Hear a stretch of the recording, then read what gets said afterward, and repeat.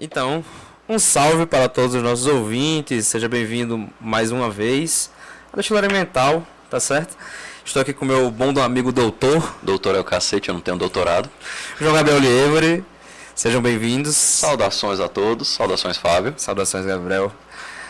Pior que faz de novo tempo que a gente não se fala, né? Exatamente, a última vez que a gente se falou Foi na gravação do episódio passado. E na verdade eu falei com você brevemente só pra dizer: ei, cadê a pauta que você disse que ia me mandar? Eu mandei. Olha aí, eu tentando ser um minimamente decente, ele fez: eu mando pra você até quarta-feira. Quinta-feira, vulgo ontem, ele me manda a pauta. Ei. Mas em minha defesa, eu tive essa semana, meu Deus, eu só quero que essa semana acabe. Eu já falei isso pra Marcílio mais cedo. Foi? Foi. Tá assim pegado? Bicho, tá, porque quarta-feira teve um seminário do Corpo de Bombeiros que começou às 8 da manhã, terminou às 6 da tarde. Tá. Sendo que quarta-feira é o meu dia de atendimento virtual. Então eu tive que pegar todo mundo do virtual e fazer que nem as esferas do dragão depois que o Shenlong realiza um pedido. Sai catando cada um pra um canto. Tá bom, maravilhoso. Aí, tipo, dias que normalmente eram mais tranquilos pra mim ficaram mais pesados. E eu já tava cansado da quarta-feira.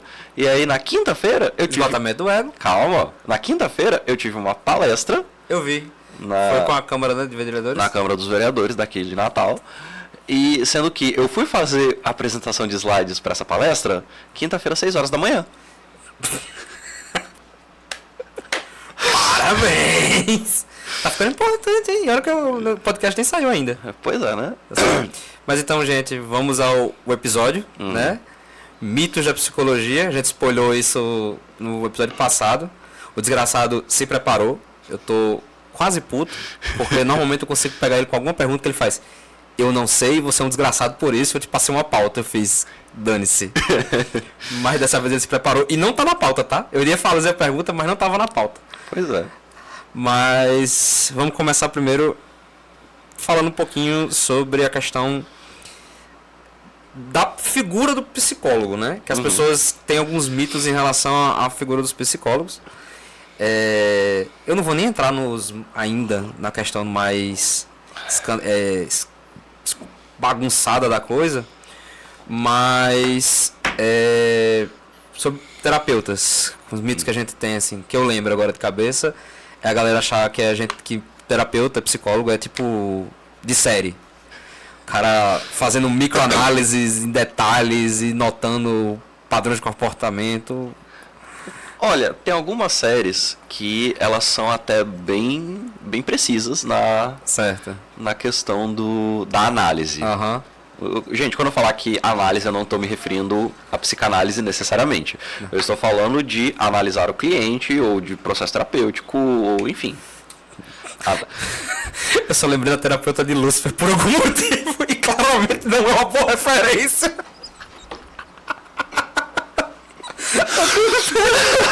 Foi a primeira que veio na minha cabeça. Não, assim, depois é que eu não lembro qual a temporada que ele para de pagar ela daquele jeito, mas... Primeiro ponto, né, que você transar com seu terapeuta não é um bom. A mito transar com o terapeuta não dá nada, dá problema, gente. Eu acho que isso já... Todo mundo sabe que dá alguma coisa, né? Inclusive uma criança, talvez. Mal começamos o programa e ele já é para maiores de 18 anos. De nada, disponha. Mas assim, eu digo que a marca de um bom terapeuta é ele conseguir ver coisas que o próprio cliente não vê. E tipo, só das coisas que o cliente traz. Tá, mas assim, terapeuta não lhe mente, né? Todos nós temos um limite. Obviamente. Não é tipo lie to me, né? Também você não sabe. O terapeuta não sabe quando alguém tá mentindo. Então, tem um cara. Fala. Tem um cara aqui no Brasil chamado Rui Mateus. Certo. Ele é doutor pela. Eu não lembro se é pela USP ou se é pela. Doutor Rui Mateus. Ele é doutor mesmo. Tudo bem. Neurocientista, psicólogo. Certo. Inclusive, um salve, Rui. Depois eu te mando o link desse episódio. Conheceu ele pessoalmente? Conheço! Eu conheci ele nos congressos da vida, da psicologia jurídica. E ele trabalha, o doutorado dele foi sobre essa questão das microexpressões faciais. Que é aquela coisa do lie to me. Entendi. E, assim, obviamente, não no nível da série, mas ele consegue perceber algumas coisas. Tipo, ele contou uma história pra mim um tempo atrás de que o filho dele fez alguma coisa errada e ele percebeu nas microexpressões do filho que o filho tava mentindo. E aí ele pegou o moleque na mentira. Pegou o boy na mentira. Exatamente. Então, tipo, Lie to Me não naquele nível, mas sim, as microexpressões existem. Elas existem. Ok. Pelo menos essa aí é uma coisa que a gente já sabe que é verdade. Exatamente. Ok. Qual é outro mito sobre os psicólogos em si? Cara, não é necessariamente um mito falado, mas muita gente acha que o psicólogo é um ser sobrenatural que só existe dentro da sala dele ou dentro daquela janelinha do Google Meet. Eu fazia parte desse grupo, tá? Inclusive porque eu já tive uma terapeuta que quando eu encontrei com ela na rua, meu cérebro fez, como é que eu reajo? Cara, mas incrivelmente você tá na minha frente, porque eu nunca encontrei terapeuta meu na rua. Eu já encontrei, inclusive, outros terapeutas. Eu já encontrei, na verdade, terapeuta de amigo meu, estando com um amigo no bar. Sensacional. E não era exatamente assim, um boteco. Não, era bar daqueles assim. O Pedrão. Não, mais baixo. Mais insalubre. Muito mais insalubre. E o cara vai, e aí, sessão amanhã? Muito bom. Maravilhoso. Então, assim, gente, psicólogo vai a boteco, psicólogo vai ao cinema, psicólogo vai no shopping. Psicólogo tem transtornos mentais. Gatilho.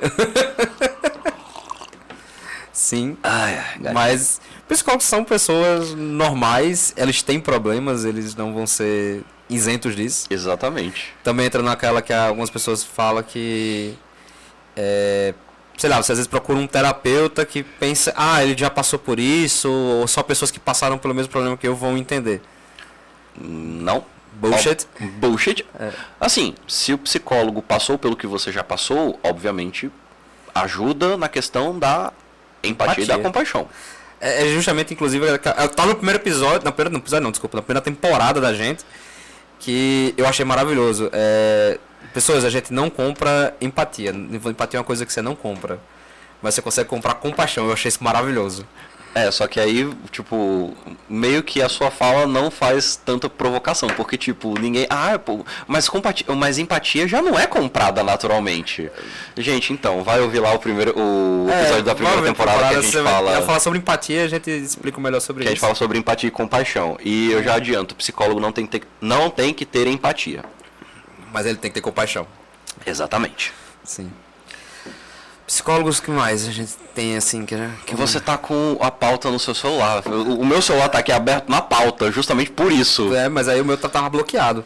Deixa eu ver aqui o que mais que eu lembro. É porque tem aqui, gente, a minha pauta e a dele é diferente, tá? Só pra explicar uma coisa. Ele botou a pauta bonitinha. Eu não vou conseguir decorar isso, não vou conseguir lembrar isso. Aí ele fez a pauta de Fábio. Tem a pauta Fábio, tá ligado? Aí já passamos sobre a questão dos terapeutas, eu acho, pra mim. Pelo menos pra mim. Exatamente. Questão que terapeutas não necessariamente são pessoas tranquilas. Inclusive, o Gabriel fez uma vez... Porque eu acho que ele pegou leve. O personagem do psicoputo. É porque o psicoputo eu ainda tô ajustando... Eu tô ainda fazendo um ajuste fino. Mas eu quero que o psicoputo seja mais puto. Mais puto, exatamente. É porque pra mim ele ainda tá um cara que assim, faltou ele surtar com o paciente, tá ligado? Eu acho que você tá precisando perder esse ele realmente se importa com as pessoas, mas a humanidade tá foda. Eu acho que tá faltando só essa pegada no personagem. Mas é bom, de verdade. Gente, tem uma frase que eu amo, essa frase do filme Homens de Preto. Que o Will Smith e o Tommy Lee Jones estão conversando. Mas por que vocês não contam pra todo mundo que alienígenas existem? E aí o Tommy Lee Jones ele responde: uma pessoa é inteligente, a população é burra. E bicho, se você lê Psicologia das Massas de Freud... Tem a questão de que na verdade as massas é um bicho ignorante. Exatamente. Se você lê Psicologia das Massas de Freud, você vê que aquela frase tá certa. E aí o cara tá dizendo que Freud tá certo. E que ele tá citando Freud. E, enfim, Gabriel tem uma relação complicada com Freud. Cara, o pior é que eu tava conversando ontem com um amigo meu da psicologia, que ele também não é muito fã da psicanálise. E a gente falando, tipo, o Freud acertou e errou, tipo, mais ou menos na mesma proporção. 50%. Tá 50-50. É porque o engraçado é que parece que ele acertou assim. O que ele acertou muito. O que ele errou pra caralho. caralho! Exatamente. Só que uma coisa até que eu falei, bicho, é incrível. Todo psicanalista que eu conheço, quando não fala de psicanálise, fala de qualquer outro assunto, ele dá um baile. É sério. Sério? Todo psicanalista que eu conheço que vai falar sobre qualquer outra coisa, dá um baile naquele assunto. Curiosidade, pessoas, por muito tempo meu terapeuta era psicanalista e era engraçado demais ver Gabriel se contorcendo por isso, porque deu resultado. Não, bicho, o pior é que um tempo atrás eu me consultei com algumas poucas sessões com um psicanalista por uma questão que o meu psicólogo não tinha... Horário? Não era nem horário, era especialização técnica para lidar com aquela demanda específica. Sim, com aquele assunto específico. Com aquele assunto específico. Aí, então, sim, gente, você pode ter 2 terapeutas. Tá. Inclusive, era o mito que estava na pauta. Eu lembrei agora. A questão de que algumas pessoas falam que... terapia eu já fiz com X terapeuta, não deu certo, então terapia não funciona. Gente, vamos lá. Tem encanador ruim. Tem coisa pior ruim, na verdade. Né? Não, é porque encanador foi o primeiro que me veio na cabeça. Sei lá, eu devo estar jogando demais Mario. Eu pensei... O pior que faz anos que eu não jogo Mario. Eu nem gosto da Nintendo. Cancelado 32 países agora. Não, você não tá nem cancelado por falar que não gosta da Nintendo. Você tá cancelado porque falou o nome Nintendo. Então, tipo, eles vão se apropriar desse episódio. Mas tá no começo, então esse episódio nem vai ser monetizado, eu tô tranquilo. Tá, dá nada não. Mas enfim, tem encanador ruim, tem mecânico ruim, tem médico ruim. Tem abordagem que não é feita pra você. Tem abordagem que não é feita pra você. Tá? Inclusive, por exemplo, Gabriel trabalha com TCC. Eu fiz TCC, fui atendido pelo TCC, então funcionou pra mim. Eu fui pra psicanálise e deu certo. Mas vamos lá. Senta que lá vem aula. É porque a TCC, cara, qualquer área que você vai trabalhar, seja psicologia, seja medicina, seja direito, engenharia, gastronomia, o que quer que seja, você tem que se atualizar constantemente. O problema é, a atualização mais recente que a gente recebe sempre vai ser em inglês, ponto. Então, vamos lá, você coloca, se a pessoa não fala inglês, ela já tem um gap de conhecimento aí de pelo menos 10 anos. Fácil. Porque leva 10 anos assim pra chegar... Pra tipo, um livro foi publicado, foi primeiro, artigo. Aí do artigo para virar livro já foi uns 5 anos. Do livro em inglês para ser publicado em português já foi mais 5. Então, tipo... Foda. A pessoa, infelizmente, a pessoa que não fala inglês já tá no mínimo 10 anos atrasada. Que merda. Pois é. E aí, a galera não se atualiza. Porque, de fato, a TCC, no começo, ela tinha muito essa ideia, vamos dizer assim, mecanicista. Tipo... A, B, C. É como se o cérebro da gente fosse você aperta X botão, X coisa acontece. Meia lua pra frente, soco, você dá o Hadouken. Você dá Hadouken. Exato, era muito assim. E, assim, a TCC ela foi criada num contexto... Aí você descobre que você é outro boneco e o seu especial funciona diferente. Exatamente. A TCC ela foi criada para um contexto americano e europeu. A mentalidade e o ambiente do americano e do europeu é muito diferente do ambiente e da mentalidade do brasileiro. Porra, nenhum europeu aguentava nenhuma das minhas ex. Já começa daí. Não vamos entrar nesse tópico hoje. Mas bem que a gente já entrou na primeira temporada, mas não vamos entrar nesse tópico hoje. Enfim, voltando. Eu vou ver se tem de comentários. Então, assim, pro americano e pro europeu, a TCC mais mecânica funcionava. Aí quando chegava pro brasileiro, funcionava, mas não tanto. Tipo, pro americano tinha, sei lá, 80, 90% de taxa de sucesso. Pro brasileiro caía pra 70%. 10%zinho aí. 10 a 20%. 10 a 20%. Então, assim, caía, mas ainda assim era excelente. E aí, chegou o que a gente chama hoje de terceira onda das terapias cognitivas, que são terapias mais contextuais. Então, elas se aplicam muito mais a todo o globo. Sim, então a ideia é que você vai levar o contexto da pessoa que tá inserida. Exatamente, não é só tipo, a depressão tem esses fatores, então eu vou trabalhar em cima desses fatores especificamente. Vou dar um exemplo aqui, meio de praxe, é tipo assim, estou com um quadro de depressão e sou pobre. Gente, fica um pouquinho mais complicado resolver isso quando, tipo, tudo na sua vida tá sendo influenciado pelo seu financeiro. Exatamente. Então, assim, gente, eu já adianto. Quem falou que dinheiro não compra felicidade... Pau no cu. Eu gosto de citar Eminem nessas horas. Ele fala assim, se alguém disser pra você que dinheiro não compra felicidade, ela está certa. Dinheiro compra fodendo felicidade pra um caralho. Tô traduzindo livremente aqui. Tem um filme, um filme brasileiro, eu acho divertido esse filme, que é Se Eu Fosse Você. Se eu fosse você, é o que eles trocam de corpo? É o que eles trocam de corpo. Sim. Que no final do filme, a mãe da mulher, ela fala que quem diz que dinheiro não compra felicidade é porque não sabe o endereço da loja. Muito bom também. Vou anotar essa. Então assim, gente, a gente sim precisa de dinheiro, porque dinheiro dá conforto, dinheiro dá segurança, dinheiro... Quebramos até outro mito, tá ligado? Assim, dinheiro não compra felicidade. Que nem é um mito da psicologia, mas enfim. Mas tipo assim, sim, dinheiro afeta sua saúde mental.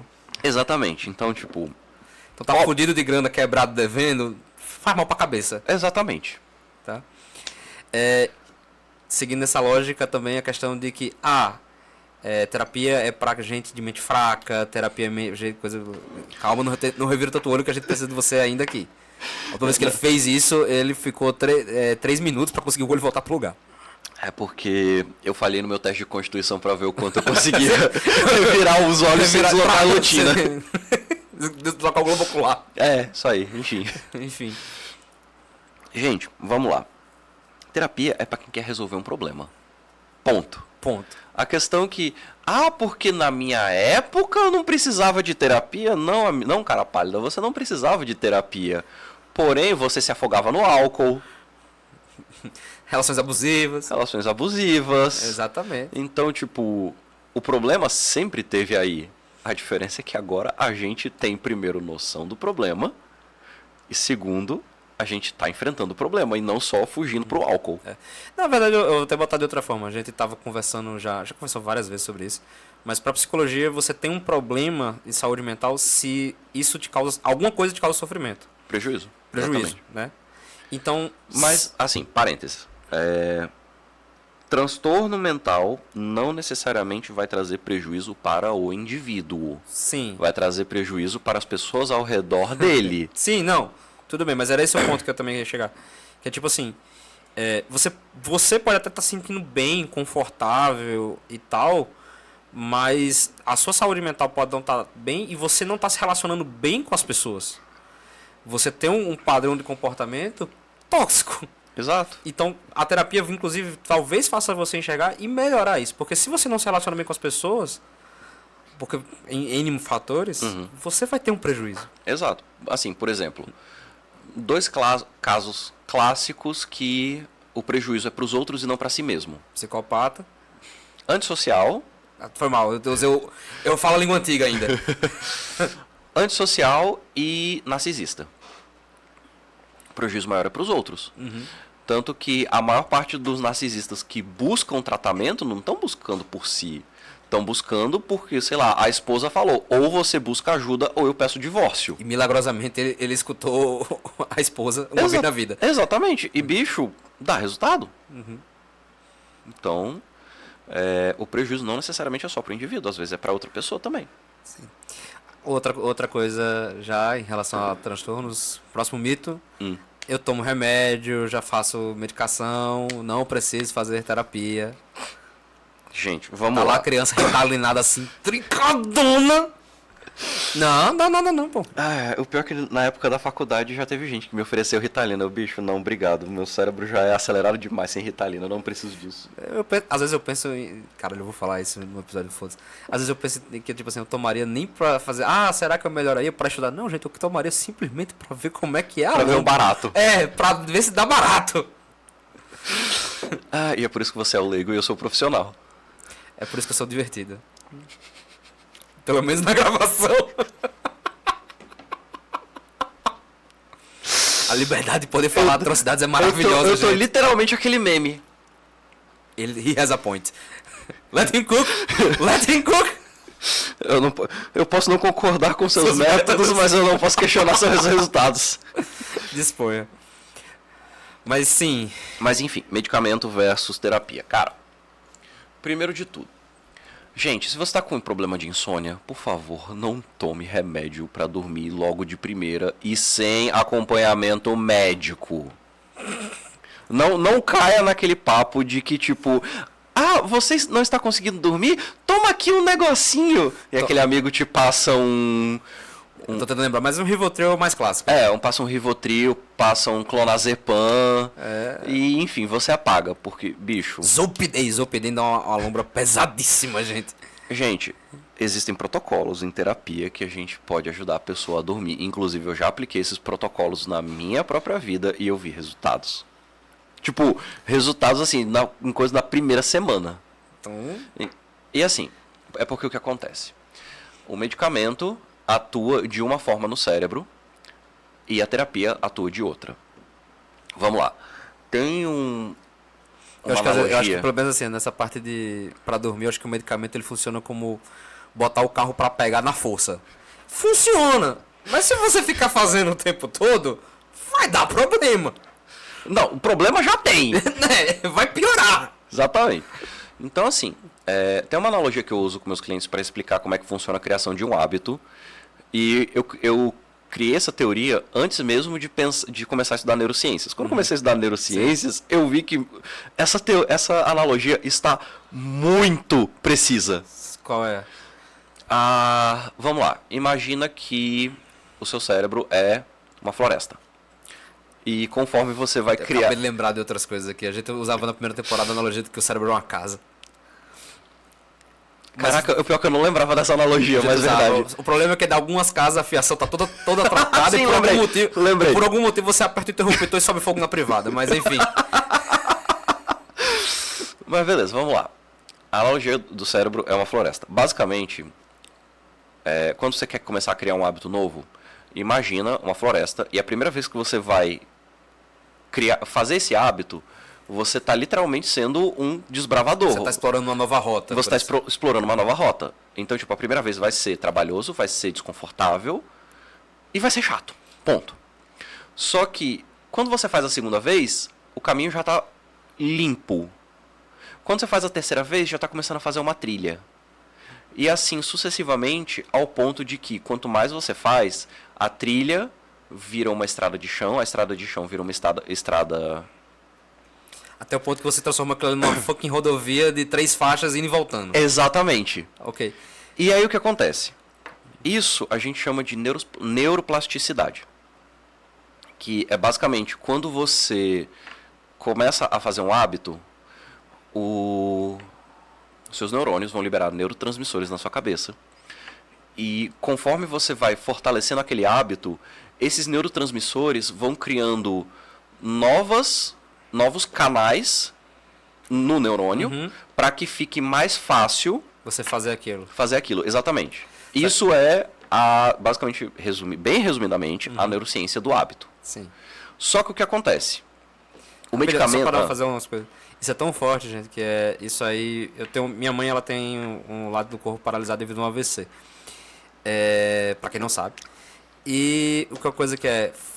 Quem já atendeu ela, minha mãe já tem mais de 10 anos, quem atendeu ela logo no início, explicou inclusive isso pro meu pai, falou assim, então, hoje em dia já se considera que o mesmo mecanismo que você usa para criar o hábito é capaz de, em alguns casos, recuperar movimentos de membros ou de certos músculos, porque o seu cérebro ele reorganiza. Sim. E cria novamente a capacidade de fazer aquilo. É perfeito? Não, mas tem um mínimo de funcionalidade. Tem um mínimo de funcionalidade. Então, um exemplo que eu vi na minha mãe. Minha mãe ela ficou com o lado esquerdo da face repuxando. Com o tempo passou. Exercício de fonoaudiologia, o cérebro reorganizou, não tem mais. Ótimo. Então, coisa boa. O hábito ele consegue ser tão forte que, na verdade, ele consegue até superar certas coisas. Então, quando você estiver querendo criar um hábito novo e tal, se enxerga como desbravador. Exatamente. Lewis Clark. Né? E isso é a forma como a terapia age. Ela vai começar a criar novos hábitos de comportamento, novos hábitos de pensamento. O medicamento... Vamos às drogas? Ele vai simplesmente liberar esse neurotransmissor no seu cérebro. Tipo, ao invés de você ter que fazer o hábito para gerar esse neurotransmissor, o comprimidozinho que você engole já tem um neurotransmissor lá. Então você engole, vai fazer a digestão... Você passa um trator na floresta. Você passa um trator. É mais ou menos assim. Você chega com as máquinas, um capitalista safado com um charuto, trucida os indígenas, passa o carreto e monta um garimpo legal. Você tem que assumir que metodologias são maravilhosas pra psicologia. Gente, um parênteses aqui, antes que alguém tenha a brilhante ideia de me cancelar. Eu não concordo com nada disso que o Fábio acabou de comentar, mas a forma como ele trouxe essa analogia foi muito inusitada e é por isso que eu estou dando risada. Ok? Ok, por favor, CRM, não cancele minha carteirinha. Mas é mais ou menos isso. Então, o neurotransmissor, o remédio, ele também vai criar novos canais de neurotransmissores no seu cérebro. Sim. Só que ele meio que está criando na força. E aí o que acontece? Todos os psiquiatras que eu convivo, conheço, converso, eles falam, quadros leves, só terapia é o suficiente. Quadro moderado para grave, terapia e medicamento. Não é tipo, tô usando um, vou esquecer o outro. Não, gente, a ciência tá aí pra ajudar a nós. Garanto, gente, nenhum psiquiatra comemora. Olha, vamos aumentar a sua dose. Internamente ele tava fudeu. Inclusive, eu descobri recentemente que, vamos lá, você começou a tomar um medicamento, o medicamento não deu certo. Aí, se é por efeito colateral ou por resistência, enfim, você vai pro segundo medicamento. Se você for pro terceiro, você tem 10% de chance do terceiro funcionar. Caralho, você cria uma resistência, inclusive, intermedicamentosa. Não, não é nem intermedicamentosa. É literalmente, tipo, se o primeiro não deu certo, o segundo não deu certo, é 10% de chance do terceiro dar certo. É tipo, o médico já tá tipo assim, ok, roleta russa. Quase isso. Tem mais e aí a gente tem que ir pra tratamentos experimentais. Por exemplo, uma coisa... Aí um outro mito que esse eu nem coloquei na pauta, mas é um mito passou também. O terceiro remédio, o psiquiatra pega o chapéu de pirata dele, começa a tocar pirata do caramba e give me the horizon. É isso? Calma, porque ainda tem um que esse a gente usa em último caso, mas esse ele tem 80% de chance de sucesso. Ok. Para quadros gravíssimos. Ok. Que é eletroconvulsoterapia. Eu sabia que você ia rir disso. Eu escolho Piratas do Caribe, obrigado. Não, mas é porque o que acontece? Antigamente, antes da gente ter a reforma psiquiátrica, a eletroconvulsoterapia ela era utilizada como uma forma de punição nos pacientes. Hoje, é cadeira elétrica, só que... Só que não mata. É tipo BDSM. Não, porque BDSM você escolhe estar lá. É verdade.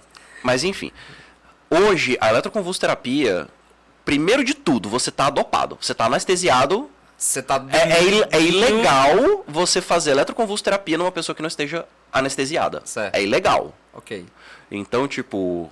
Fere direitos humanos, tá, pessoas? Não é nem exatamente por isso. Exatamente. Então, a eletroconvulsoterapia, ela tem muito resultado. E aí, 80%. Só que aí eu tava conversando com um psiquiatra e eu perguntei, e os outros dois, a gente faz o quê? Aí ele, tratamento experimental. A gente vê o que está sendo de mais moderno lançado lá fora e aplica aqui. Eu tô achando maravilhoso que a porta de entrada é literalmente pegar a pessoa e dar choque até ver se ela fica boa. Dali pra frente, senhoras e senhores, estamos em águas desconhecidas. Não, a porta de entrada é terapia. Aí depois é terapia e medicamento. E se terapia e medicamento não tá dando certo, aí eletroconvulsoterapia. Caraca, e dizer que dá choque na pessoa não pode resolver seus problemas. Por favor, ninguém vai dar taser no amigo. Que fique bem claro, eu só fico maravilhoso. Tá, eu acho que a gente tem um último mito. Eu guardei esse aqui porque simplesmente o nome que eu botei foi A Origem do Mal. Que era a fonte de todos os problemas psicológicos está na infância ou com os pais. Ou problemas com os pais. Cara, todos não, mas tem muita coisa que é da infância. Por exemplo, vamos apelidar carinhosamente de o antigo queridinho meu. Border.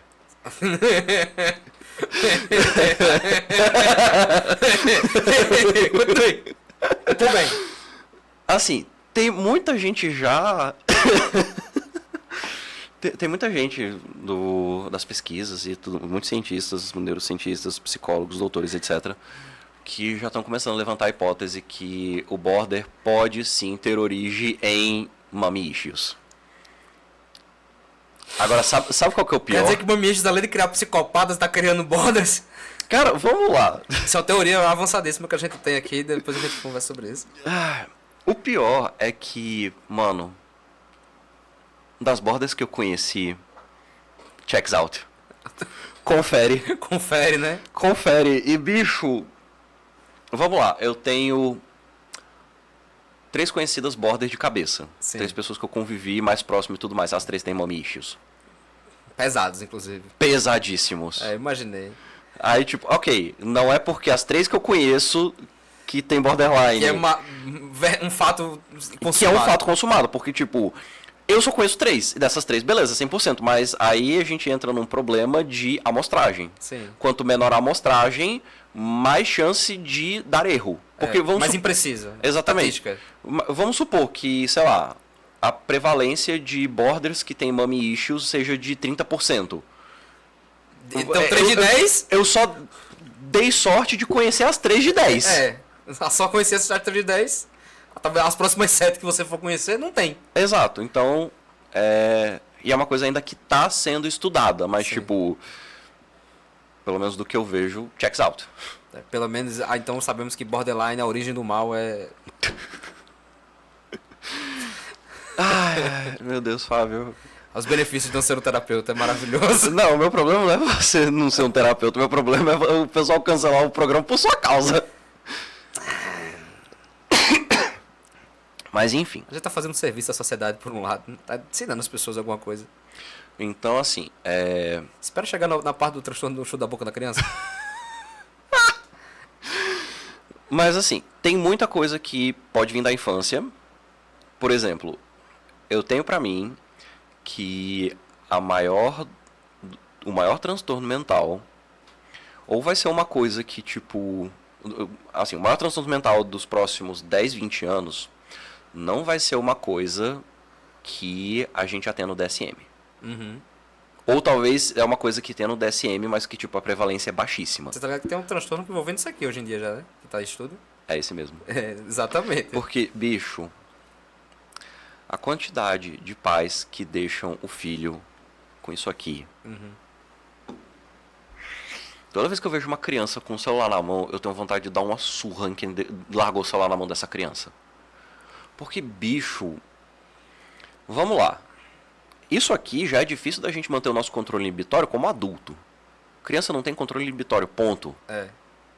Teve um vídeo que eu vi esses dias, que é um bebezinho mexendo no celular. Um bebezinho, tipo, menos de 1 ano. E aí a mãe tira o celular da criança. A criança começa a espernear de um jeito. Ela entra em surto. Ela entra em surto. Certo. E aí a mãe devolve o celular, a criança fica quieta na hora. Na hora. Bicho, isso não é engraçadinho. Eu conheço um viciado que tá mais controlado que a criança. Pois é. Então, assim, mano, pra mim, isso aqui vai ser o novo álcool. Eu torço pra que chegue... eu não acredito que eu tô dizendo isso, mas enfim, eu torço pra que chegue uma lei que restrinja... que restrinja o uso de celular pra maiores de 18 anos. Caralho. Eu não tô dizendo uso de internet. E eu sou polêmico também. Eu não tô dizendo uso de internet, gente. Você quer usar a internet? Você quer usar o computador? Beleza. Tipo, eu jogava... YouTube na televisão, a gente cresceu jogando videogame. A gente cresceu jogando videogame. Não é isso. Eu acho que, na verdade, o maior problema também tem a ver com... YouTube, hoje em dia, é uma rede social. YouTube é uma rede social, ponto. Então, tem a ver com... E a gente tá no YouTube, né? Mas enfim. Enfim, a hipocrisia. Nossa senhora, a chance de falar merda agora, falar mal do Facebook, do Google aqui agora. Mas assim... Você acha que eles estão ligando pra um podcast que tem 2 episódios contando coisas no YouTube? Exatamente. Tipo... o Felipe Neto nem se preocupou ainda. Exatamente, então... Mas assim, basicamente, redes sociais e crianças, gente. Você não dá um celular pra uma criança e espera que ele tenha maturidade pra lidar. Ainda mais com redes sociais que estão bombardeando. A gente tem dificuldade. A gente não sabe... A gente não tem maturidade pra lidar com isso aqui. A rolagem infinita... Isso aqui vicia mais do que droga, tá? Não, quer uma coisa que vicia mais que droga? E todo mundo tá usando aí a bel prazer e tipo... Vape? Não. Também. Que, inclusive, eu tava numa palestra, isso ainda na época da faculdade, eu falei isso e, tipo, eu vi uma galera dando risadinha, tipo, não acreditando. E, enfim, tipo... Sugar. Açúcar. Açúcar. Açúcar vicia mais do que qualquer droga ilícita. E, tipo, é legalizado, causa de diabetes. Inclusive, a gente conversou sobre açúcar. A gente tem um episódio sobre vícios, tá, gente? Que, na verdade, é transtorno de abuso... Transtorno de uso de substância. É abuso de substâncias, não? Enfim, eu não faz Eu tempo. não vou abrir o Dark Holder nesse momento, tá? Mas, enfim. Okay. E eu esqueci o cadeado pra trancar ele. Mas, enfim. Pessoas, estamos chegando aqui próximo do nosso fim, né? Inclusive, a gente tava conversando sobre deixar perguntas pra galera fazer perguntas pra gente. Inclusive eu abri a caixinha no Instagram hoje, só que na hora da gravação ainda não mandaram perguntas, então vai ficar pra próxima. E na verdade a gente tem que dar uma organizada melhor pra ver como é que vai fazer isso, porque a gente tem que dar uma brecha no programa pra fazer a questão das perguntas, né? Mas a gente não fez um call to action até agora. Exatamente. Então, meu bom doutor. Gente, editor, fecha aqui em mim. O novo editor, né? Inclusive, eles sofreram mitose, né? O editor antigo, ele virou dois seres, conhecidos como o editor e a editora. Exatamente. Mas enfim, fecha aqui em mim. Gente, nos sigam no Instagram, @jgliebori, ou Lievori. Lievori. jglievori, Lievori, vai estar embaixo na descrição. Siga o meu bom amigo Fábio Cobb. f.a.cobb. Olha aí, lembrou o próprio Instagram. Tá difícil. O Instagram da Destilaria, @Destilaria Mental Podcast. Se inscreve no canal, por favor, para você também receber notificação de quando o vídeo vai estar saindo. Aperta o sininho. Aperta o sininho, dá o like se gostou. Se não gostou, dá o dislike. Pode dar hate. Pode dar hate. Comenta o que você achou, se a gente foi dois babaca aqui falando bostas. Não me odeie, mas me dê relevância. Exatamente. Falem bem, falem mal, mas falem da gente. E eu vou estar deixando embaixo também um e-mail para contato, tá certo? Se vocês quiserem fazer perguntas, etc. Na verdade, vamos fazer o seguinte, eu acho que eu até pensei um pouquinho. Quem tiver perguntas sobre psicologia, coisa simples, comenta nos rios, comenta nos stories. A gente vai tentar responder de alguma forma.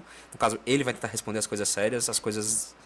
As piadas que eu pergunto direta pra ele, é ele que responde.